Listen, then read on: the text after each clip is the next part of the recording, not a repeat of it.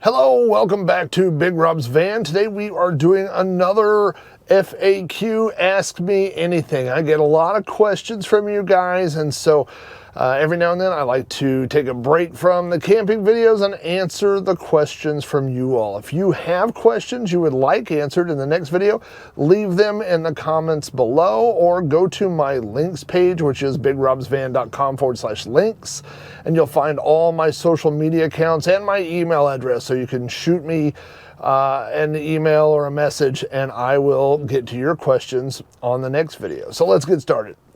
Question number one, what is stealth camping? Well, stealth camping, I believe, got its origins from people who were actually camping, not necessarily van camping. There's many YouTube videos dedicated to stealth camping. One of the most well-known ones is Camping with Steve. Steve goes out and finds places to camp that are not designated as camping places. I've watched videos where he camped in a field behind a police station. I saw one where he camped in a field next to, or a forest area next to, a home development. One of my favorite ones is he actually camped inside a roundabout, a traffic circle. He camped in there overnight. So, but Steve does not trespass on private property. Now, there are other channels that do bend that rule a little bit. One of my favorites, a recent find, is Random Adventures 2.0. This guy has really fun videos and he will go camping anywhere. One of his videos, the first one I saw actually, was him camping inside one of those sheds that are for sale outside of Lowe's. He actually went in there and camped overnight. So probably trespassing, but also one of those situations where, nobody really got hurt. So anyway, what is stealth camping as it applies to vans? Well, it's the same idea. There are lots of approved places to park and camp and sleep if you are in a vehicle. There are paid campsites that you can go to. There are apps where you can find people's driveways. There are people that will let you sleep in their driveway. There are free sections in this country of Bureau Land Management land, BLM land, that you can park on for days and days at a time. There's a limit, a set amount of time, like 2 weeks or something like that. So there are lots of places that you could camp, quote unquote, camp in your car. And also there are lots of, depending on the city and the location, there may be parking spots in the city where it is legal to park overnight. So what stealth camping is, it's that same spirit that I mentioned in those other videos. It is camping in places that are not designated as places where you would normally park and stay in your vehicle overnight. The best example I have on my channel was my camp where I parked and stayed overnight in the parking lot of my local courthouse. My courthouse does not invite people to park their cars in the parking lot and stay overnight. Now, it's that was a low risk situation. I don't think you're going to get, most time you're not going to get in legal trouble for stealth camping, but there is the infamous knock. And every van lifer dreads the knock, talks about the knock, and the knock is when someone comes and knocks on your van in the middle of the night and asks you to move. So if you're stealth camping somewhere and you get caught, that will probably be just the worst consequences that you will have. So anyway, I've mentioned before, my thing about the reason I'm interested in van life, quote unquote van life, is because I want to go on road trips and I want to go see things. And I have some road trips planned this year in 2024. And I don't want to pay for a hotel. And I definitely don't want to pay for a hotel on my way to these places. So, being able to find a parking lot or something like that and blend in, that's why my van is kind of nondescript. There's no stickers or anything on the outside. It just looks like a plain old, this is the epitome of a stealth camping van other than the Max Air fan, but this just looks like a white cargo van from the outside. That's also why I added a construction helmet to the front seat, so if someone walks by, they would go, oh, it's just a work van, it's just a hard hat. So anyway, that's kind of the idea of stealth camping. It is parking your van and sleeping overnight in places that are not truly designated as overnight camping areas. For question number 2, I combined 2 questions. One was, could you see yourself living in a van full time? And the other one was, what would it take to get you to live in a van full time? So for those of you that don't know me, I am very happily married. This year will make 29 years of marriage. I'm 50 years old. And I have 2 kids that have moved out that are college age. We have a very nice home. I don't ever plan on living in a van down by the river, which is what everybody asks. So first of all, could I see myself living in a van? And the answer, full-time living in a van, and the answer to that is not by choice. I don't think I have it in me to part with the relationships I have and the things that I own and move into a van full-time. One of my things that I am known for is collecting things. My wife has dubbed me the collector of collections. I have large collections of books and toys and old computer parts and video games and all sorts of things. I own a lot of stuff, which is kind of in contrast to the somewhat minimalistic lifestyle that most people associate with van life.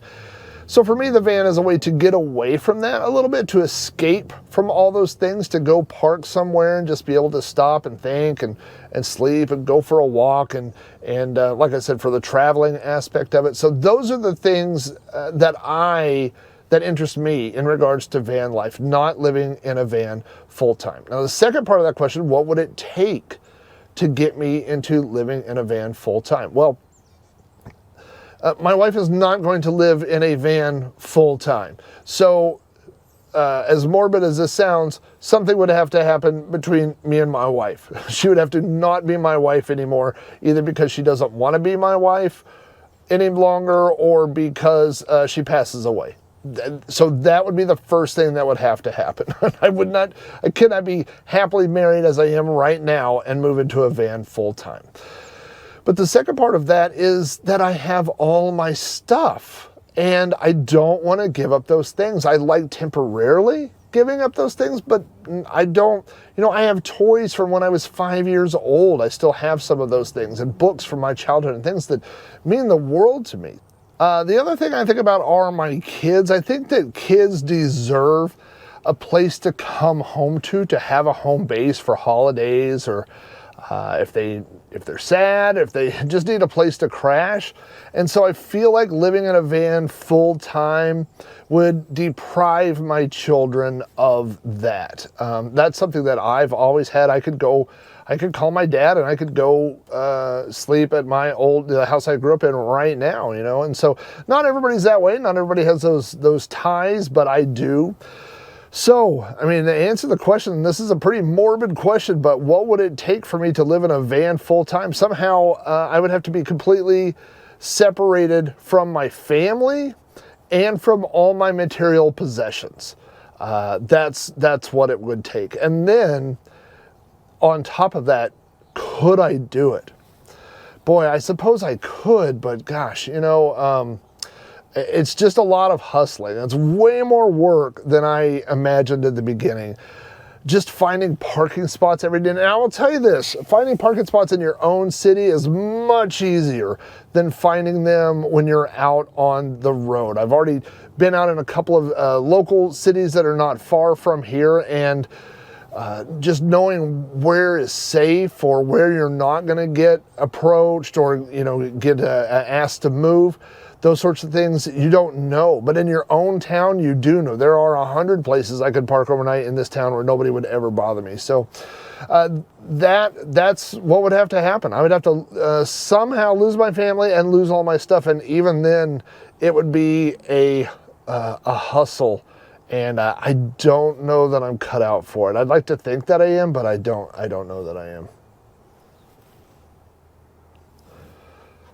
Question number 3 was, what is the cheapest thing you have added to your van so far that you've got the most use out of? Well, it's no surprise that you can spend a lot of money and get good things. I've got, I've upgraded the stereo. I added the Max Air fan, which was $300 something. I added this carpet thing, which was like $200. So definitely you could get big upgrades with big money. But what is the thing that I have spent the least on that I've got the most out of? And I'll tell you what it is so far. It's something that I complained about in several of my earlier videos, and I haven't shown this in a video yet. But this is a trash bag that I got off of Amazon. So the idea of this strap, put this over your headrest. But as you can see, well, I'll show you, but you can't, it won't fit because my van doesn't have headrests, which is something I probably should have thought about before I bought this. But that being said, it has kind of it doesn't have a firm bottom, but I could put like a piece of cardboard maybe in here or something. It has pouches to store things, which I think is convenient because, like I said, everything in a van and van life, I'm learning this. I've heard other people say this, but I'm learning it firsthand. It's all about storage, man. It's all about where can you put things, every little nook, cranny, everywhere where you can hide things. So this is a nice little thing if this is hanging on the back of your seat.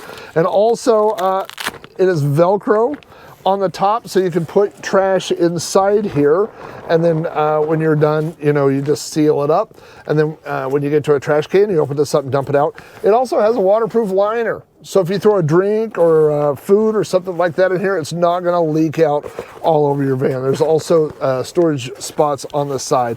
I think this was about $10. I will put a link to it in the show notes if you want one. I think they're really cool. The other thing that I've got a lot of use out of is I got a wireless CarPlay adapter, and these sell for like $30 or $40. And what it is, you have to already have CarPlay in your car, but if you do, you know that if you have CarPlay, and this is the same for the iPhone or for Android, you have to connect your phone to your stereo with a cable. Well, what this does is this is a little wireless dongle, and you plug it in, and so it tricks your stereo. It's connected to the stereo through the cable, but it has Bluetooth. So when you get in the car, you just connect that thing through Bluetooth, and that's connected to your stereo. So it is hands-free, and it supports everything that your car, like I said, your car has to already have CarPlay. And you know what? I actually got a second one. Someone sent me one to review, and it's the exact same model as the one I already purchased. So just coming up with this on the fly. If you leave a comment down below, anything about this video, on my next video, it won't be my next video. It'll be 2 videos from now, probably February 1st. Let's make the cutoff February 1st. I will do a drawing and I'll give one away. So if you want one of those, just leave a comment down there, and I'll hook somebody up. So anyway, free trash can, not free trash can, free Bluetooth wireless adapter. But the trash can, this was $10, and I get a lot of use out of it. Question number 4, I gotta read this one. It's a little long. It says, I know that van doesn't get great gas mileage. How expensive does gas have to get before this thing loses its value as a cheap place to sleep while on a trip, or before the casual overnighting trips get too pricey? Okay, so I've mentioned this before. I'm having some trouble with my dash cluster. That is one of the 10 big projects, my top 10 projects, which I listed on my Patreon, of things I'm going to be upgrading on the van or fixing on the van in 2024.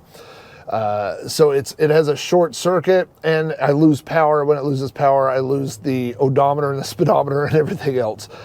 So it's been a little hard for me to track mileage. So I just went by numbers that I looked up. I looked up on some websites for this van. This is a E250 2007 Ford.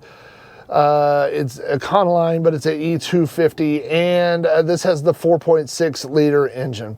The average gas mileage that people report is about 12 miles to the gallon, give or take. Some say 11, some say 13, but let's just draw the average at 12. It's not great mileage. I mean, we all know that, right? Okay, so the friend of mine who submitted this question also happens to host a computer gathering, a gathering of old retro computer enthusiasts that takes place in Hurricane, West Virginia, and I'll be going up there this summer in this van. So I had to run the numbers. Does it make more sense to drive this van up there or to hop on a plane and go? Well, it is 6 months away. That trip is 6 months away. So it is 1,000 miles from Oklahoma City to Hurricane, West Virginia. So let's figure on a 2,000-mile road trip. 2,000 miles divided by 12, I already did this math, is 166, I believe is what I got. Yeah, and so figuring on an average of $2.50 a gallon, gas is cheaper than that here. It'll be higher than that. Who knows what it'll be this summer, but we're just going to use that as a term. That comes up with $415 worth of gas to get from here to West Virginia and back. A 2,000-mile trip, $415. I looked online for flights, like on Priceline, and the cheapest flight I found was a Delta flight. A round trip for 4 days is $787. And then there would be additional costs built into that. The first would be I would need a hotel room to stay there where I'm sitting in my hotel room right now. So I would have to add that. And plus, that is a flight to Charleston, West Virginia. Now, just for argument, it is 35 miles away from where I'm going. So you could say I'd have to get a Uber or a taxi or an airport shuttle to get me to Hurricane. But this is a convention where a lot of people are going, maybe, dozens and dozens, not hundreds, but, but people are going that know me, and I could get somebody to come give me a ride most likely, or I could ride share with somebody. So I'm not figuring that in, but hotels in that place are amazingly expensive. $100 is cheap. I think it's $150. So if I'm staying 4 nights, that's another $600. So anyway, now we're at $1,387 if I were to fly there and stay in a hotel for 4 nights, and $415 if I drive this. So gas would have to get pretty expensive. I think this is a pretty inexpensive way to travel. Now, you could say the other argument that a lot of people would have is also people will say time is money. And so is it worth, it's going to take me at least, I'm going to say 2 solid days to drive from here to Hurricane, West Virginia, 1,000 miles. So that'd be 500 miles a day. Is it worth driving versus a couple-hour flight? Well, I say that it is for a couple of reasons. The first is, when we did this trip last year, or maybe the year before we did this trip, my wife and I did, and we stopped at multiple places. We stopped and saw a lot of things. We stopped in Louisville, Kentucky at the, there's like a little museum there, and we saw some stuff. We took pictures, but we made multiple stops on the way. So if you enjoy road trips, then this is okay. If you don't enjoy road trips, then it's probably worth it to pay the extra money and go on a flight. I mean, a flight, I think it said the full time would be, 2.5 hours, something like that. So that's 2.5 hours versus 2 days. It depends on if you like road trips. I love road trips, or I wouldn't be sitting freezing my fingers off inside a van outside a nature reserve that I'm about to go hike in. So, I think it is. I think it is an affordable method of travel, especially when you factor in staying in the van versus the cost of hotel rooms. Question number 5: do I plan to add solar to my van? Well, I do. That is another one of my projects for this year. I was very intimidated by solar. I don't know that much about solar panels. I want to add some of those flexible, low-profile solar panels to the top of the van so that while you're standing or walking by, you can't see them. It's not a giveaway in regards to stealth camping. That being said, my next video, which will be coming out a week from today, probably next Friday, I have a new portable solar panel. So I will be running that thing. It's a solar panel from All Powers. It's only 100 watt, but it's enough to really help out. Without solar, you're only as good, you're only good until your batteries die. And I have, my Fakery brand batteries, my off-name batteries. Before I go on trips, I charge them up. And so far it has been enough to run my CPAP overnight, charge my laptop, do all those things. But if you're doing a longer trip or an indefinite van life type of adventure, you got to have a way to recharge those batteries. And I think for smaller USB power packs, you could get away with taking those inside a Starbucks or something and maybe plugging something into a wall, a USB adapter or something. I don't think you can carry a 20-pound battery in Starbucks. Maybe people do. Maybe people take their Jackery or their Blue Eddy inside or something, but I don't know that I would feel comfortable doing that. So now you got to find a power source, and that can be charging from your 12-volt system, which is more, gives you more juice than you would think.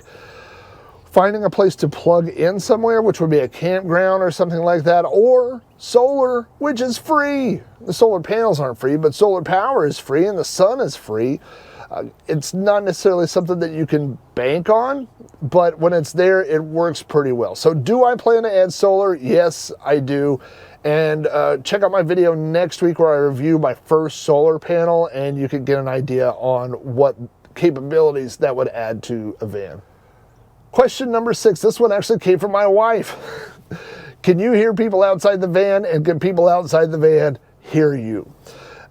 As you've seen in my videos, my van is not insulated. It will be insulated this spring. It will be insulated the minute that I can start working outside. Today the temperature is 7 degrees, and so I'm not going to be working on the van, and filming a video with the door open to the van while I'm sitting here with a small breeze coming through is not the smartest thing I've ever done. Will I be insulating the van? Absolutely. I've got plans to do it. I've watched a million videos. I'm ready to go. I just need it to warm up a little bit.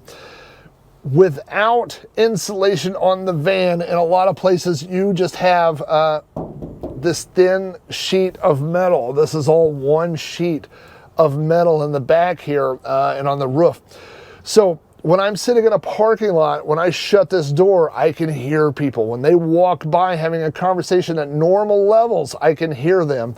And this is not some magical one-way sheet of metal. If I can hear them, they can hear me. And where this really popped up was on my video where I slept at the movie theater. I moved around several times. I didn't really show that in the video, but I mainly slept in one spot, but until it got dark, I was parked up near a restaurant parking lot or a parking spot.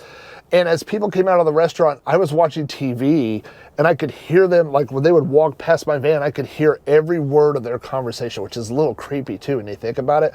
But I immediately thought, if I can hear them, they could hear me watching TV. And so I've done some tests, turned the TV even on like a medium level and gone outside, and you can hear it. So, and also I've been, even when it's chilly, to keep the condensation down, I've been cracking my front windows. So if the front windows are cracked, that's game over. So absolutely people can hear you outside the van, and I can hear people from inside the van. Question number 7, do I have any regrets on my build so far? I'm glad that they said so far, because the regrets on my build is that I haven't done things in the proper order. I really should have insulated the walls. I should have done the ceiling. I should have done that before I started with all the other stuff, because now I got to pull everything out, which is not the end of the world, but it's a pain. But that's not really a regret of things that I've already done so far. My biggest regret on things that I've done so far is, and this is unfortunate, and this is not an opinion everybody's going to agree with. And well, you know what? I'll be specific. One of the things, from watching all the van life videos, one of the things I saw everybody said you have to have, it's a game changer, you really need for your van, is a rotating base for your seats. So not only did I order one, I ordered two. I ordered one for the driver's side and one for the passenger side. They were, with shipping and tax, about $350 each. And there was a cheaper version available, and then the heavy duty one. And I don't really remember what the difference was, but on things like that where I plan to own them for the lifespan of the vehicle, I will always buy the heavy duty one. I don't want it to break and have to replace it. And it wasn't that much cheaper. I mean, it was like $50 cheaper. So let's talk about the passenger one. The passenger one works, but it doesn't work great. It works to the extent that you have to set the chair upright, you have to pull the seat all the way forward, you have to pull the handle, which is on the outside of the door, on the side facing the outside door, and then you have to rotate it one way, and then you're all done. So it works. I have never done it. Now, one of my plans for the build is to extend the table. This will be a big, desk area, shelf area that has a sink and, some shelves above here and storage, all that kind of stuff. And I'm going to extend it out like a lot of people do. And then I'm going to put a retractable or a hinged desk area so that I could rotate this seat around and use this as a desk and sit that way facing this way and use that as a workspace. I don't really know why I'm doing that. It's only because I already bought the rotating base, because the whole thing will be a workspace and I can sit in the back just fine. So I guess if it was a nice summer day and I wanted to open that window or this window and sit here and then work, that would be okay. And I kind of thought about using it almost as a second sleeping spot. Like if I had two people in the van, I could sleep in a chair, no problem. And I would just sleep up here in this chair and let someone have the bed. But to do that, you can't use these curtains, my blackout curtains, because the blackout curtains go behind the seats. So I have front window coverings and a windshield covering. So I'd have to put all that up, which kind of gives away the stealth angle of things. But, sometimes you got to do what you got to do. But anyway, it's, basically $350 and I haven't used it. But here's the bigger problem, and here's the big regret. The one on the driver's side. The one on the driver's side is even harder to rotate around because the steering wheel, and also, as I told you on this one, the switch is on the right-hand side, which means you can do it from outside the van. The switch on the other one is also on the right-hand side, which means you can't reach it from outside the van. So you kind of have to be inside the van to trigger the spring thing, but it's easier to rotate it if you're outside the van. You have to adjust your seat. You have to scoot things back, I think, and then rotate the seat around and then readjust your seat and get everything. Plus, I added my cabinet that I built that backs up to my seat, so there's no reason to rotate it, So it was a waste of money. I'm not going to use it. I'm not going to rotate around. My initial design was that on the cabinet, I was going to put a cutout that would hold a laptop, and so I could spin the driver's side around and sit there and use my laptop. But I just know that I'm never going to do that. So it was a good idea when I was drawing things on paper, but once I was in the space it's on, I just know that I'm not going to do that. Another reason why I'm not interested in doing that is I think stealth camping and sleeping in the van and all that is a constant, for me right now, a constant adrenaline rush. So I'm always sleeping lightly, and always in the back of my head, I'm like, I may have to get out of here at any given moment, right? And so if my chair is facing the wrong way, that would just be another hurdle. If someone came and knocked and then I was like, okay, I'll get out of here. By the way, I got to rotate my seat and can you help me? Help me sit this seat up and all this stuff. It's just not compatible. It seemed like a good idea. And I think on bigger vans and like the Sprinters and maybe the bigger transit, vans and things like that where you've got more space to rotate the seats and stuff, or an RV kind of setup, I think it makes total sense. And everybody says it opens up the area, and it does. I've rotated the seat around, and it adds 4 or 5 feet to the cab area. So it does open up the space. But as just me in the van, I don't need the space opened up that much. I might feel different, like I said, in the spring. If I could put like a table here, maybe one of those lagoon tables or one that's hinged here, I don't really know yet. But to do that and work from this area, then that might be a possibility. But right now, it's just a lot of money that I spend on things that I'm not actually using. Question number 8. If you had to describe a perfect moment so far in all of this, in one little perfect memory, what comes to mind? I'll tell you the answer to that, because I don't even have to think about it. I know what it is.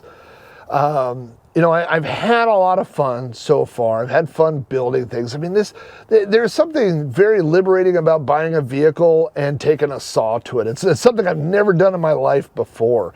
Every modification I've ever done to every car that I've ever owned was reversible. I've put gigantic car stereo systems in vehicles. I had a car stereo. I had 4 15-inch subwoofers in a Geo Tracker that won multiple car stereo competitions, but I was able to take it all out. There were no permanent modifications to that car, and that's how I've always been. I'm okay with putting pinstriping on a car because I know I could peel it off if I had to. I don't put bumper stickers on my car. I don't do things like that because I don't want to permanently modify the car. So there has been something very freeing about buying a van, bringing it home, drawing a 14 by 14 square on a roof and getting up there with a drill and a jigsaw and cutting a hole in a van. It's so much fun. So there have been a lot of fun things along the way. And I haven't done that many trips, and I've filmed even fewer of the trips. I've gone on more trips than I filmed. I had some that just didn't work out, and some that the footage wasn't good, and some that just didn't seem to really have a point. But there's the moment in the one where I parked in the parking lot next to Big Jim the dinosaur. And I was trying to come up with, kind of a narrative, kind of a story idea, and talking about, how could I talk about Oklahoma and dinosaurs and link it to this dinosaur, and plus tie in Route 66 and all these things. And it kind of came together, and I knew what I wanted to do. I wanted to have a shot where there was a reveal of Big Jim. If you haven't watched that one, you should go watch it. But Big Jim is I believe, fiberglass brontosaurus dinosaur that is in my town. It is covered in blue Christmas lights, and during the holiday season, he's also wearing a Santa hat. And I wanted to reveal him in the video. I didn't want to just show him in the daylight. I didn't want to show him, I wanted to have this reveal. And so I put the camera on the other side of the van, and I pulled the van up and positioned it where, when I opened the sliding door, Big Jim would be there. And I got closer to Big Jim than I thought I was. So I thought when I opened the door that you'd be able to see more of it. I knew you wouldn't be able to see the whole thing, but I thought you'd be able to see the body and not the neck, and then, I could pan up and do something like that. But I was so close to it that when I opened it, it was just like these giant legs, these giant dinosaur legs. And of course, when you film videos, you ham it up a little bit, my reaction of, oh, there's a dinosaur. I knew there was going to be a dinosaur there. I drove it parked next to it. I knew the dinosaur was there. But I didn't really know what it was going to look like when I opened that door and the blue light was glowing and came in. And it was such a cool moment. And I just thought, I remember after that shot, after that single shot, I stopped for a minute and I was like, man, this is kind of why I'm doing this. That was a cool moment, just this reveal. And a lot of times because of the way that editing videos works and filming things works, you're surprised, but I'm not surprised. You might be surprised that there's a dinosaur, but I wasn't surprised because I knew there was a dinosaur. I went there and I parked there and I lined the car up so when I opened the door, the dinosaur would be there. So it wasn't a surprise to me, but the view was a surprise, and it was just kind of this fun little moment where I was like, that's pretty cool. And it just hit me at that moment what am I doing? Why am I a grown man who has a home and has all these things, and he's going out and doing these goofy videos and going out to see weird things and stuff? And in that moment, I was like, oh yeah, this is kind of why I'm doing this, because this is kind of fun. So I think that moment when I pulled the door open and the dinosaur was right there, I think that so far has been the most fun moment in the van. Question number 9, do I have any thoughts about bringing one of my cats along with me? The answer is no, not a chance. My cats are both butts. I have the older one is 3 years old, who used to be the feisty one, but so we had one cat pass away, and the feisty one has now become the adult of the relationship, and we have a new cat that was named, so the older cat we have is named Carol, and the younger one is named Bobby. Just coincidence that those are also people from the Brady Bunch. But Bobby was named Bobby McGee, but now we call her Bobby Crackhead. Bobby Crackhead gets into everything, tries to get into the cabinets, tries to climb all the furniture, jumps up on the counter 800 times a day, even jumps up by the counter that's by the TV. When Carol's sitting by the fireplace, Bobby will go run Carol off, and then she'll sit by the fireplace. So, yeah, I mean, both of them just have their quirks. Neither one of them do I want to be locked up inside a vehicle for any amount of time. So that's a hard no for me. I love the solo van life people who go on adventures with a cat or with a dog, but that takes a special kind of person. That ain't me, brother. Good for them, not good for me. My last question is one that I've got, and I talked about this on a different video, but I've got this question a couple of times, and so I decided to answer it again. But the question is, how much money have you made off of YouTube so far with Big Rob's Van? And my pat answer is negative $10,000. Although, like I said, that number is probably a low estimate at this point. It's probably negative $11,000 or negative $12,000. I haven't made any money off of YouTube. This channel is not monetized. I don't have sponsors. Nobody's paying me. So all the stuff that I've spent on the van, the price of the van, the repairs of the van, the things I've added to the van, all those things are just coming out of my pocket. Not complaining one bit. If I feel like if there was no YouTube, I'd still be doing this. So for me, the point is not the YouTube. The YouTube is so I can share it with you. The point of but the van thing is for me, and then us going together is for you. So I'm not asking you to pitch in because you didn't ask to go to ride shotgun on this adventure, That being said, I have had multiple people ask me if I would set up one or more of the different funding things. So one of the things I've set up is the Buy Me a Coffee. If you're not familiar with the site, you probably are. You've probably heard other people talk about it. But it's buymeacoffee.com. Mine is /BigRobsVan. So if you go there, you can buy me a coffee. This coffee right here came from my friend Jason. So cheers to Lethargic. I bought this coffee. That's his nickname, not a description. But I bought this coffee. He did the buy me a coffee. He sent me the money. I was able to withdraw it. And I have, side note, but those sites typically will feed into PayPal. And I have a PayPal debit card, which is a free card that you could get. You can use it anywhere. You can use a credit card. This is not a pitch for PayPal debit cards. I'm just telling you how it works. But you can use it anywhere. You can use a debit card and it will come straight out of your PayPal balance. So the money from Buy Me a Coffee goes to my PayPal. I went to McDonald's right before this video. I used my PayPal card with that money on it and I bought this coffee. And actually the minimum on Buy Me a Coffee is $5, which at McDonald's will buy you about 3 coffees. So this is the first one of the day. And when I can feel my fingers again, I will go back and probably buy another one. So that's one way I'm recouping my losses. And the other way is I've set up a Patreon.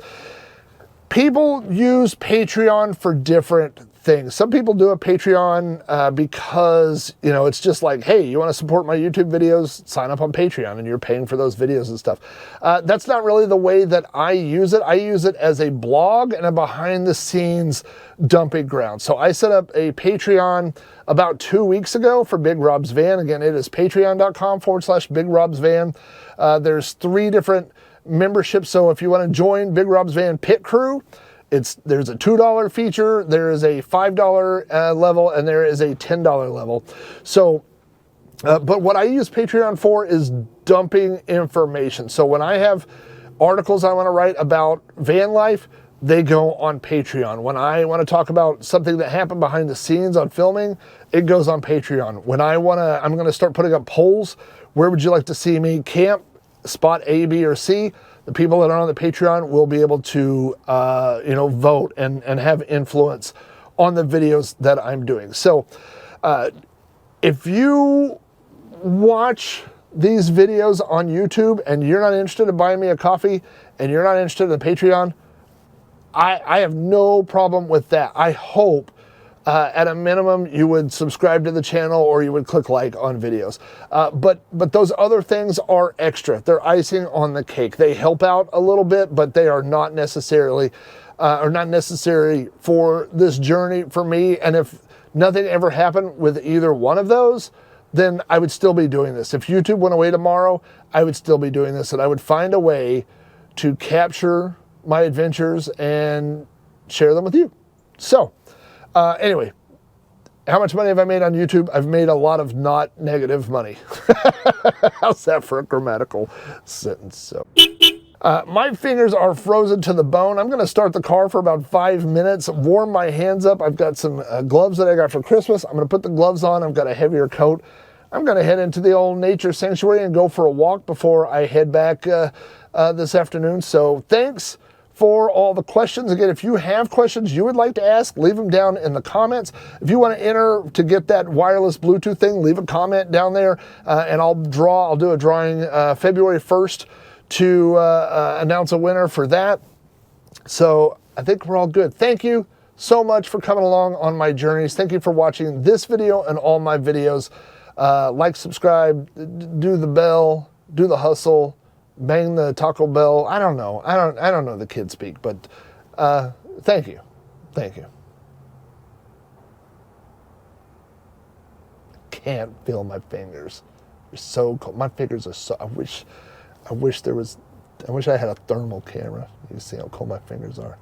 Stupid. This is so stupid. Why do I do this? See my breath in this van. It's dumb. Can't feel my toes. Thank you for the coffee.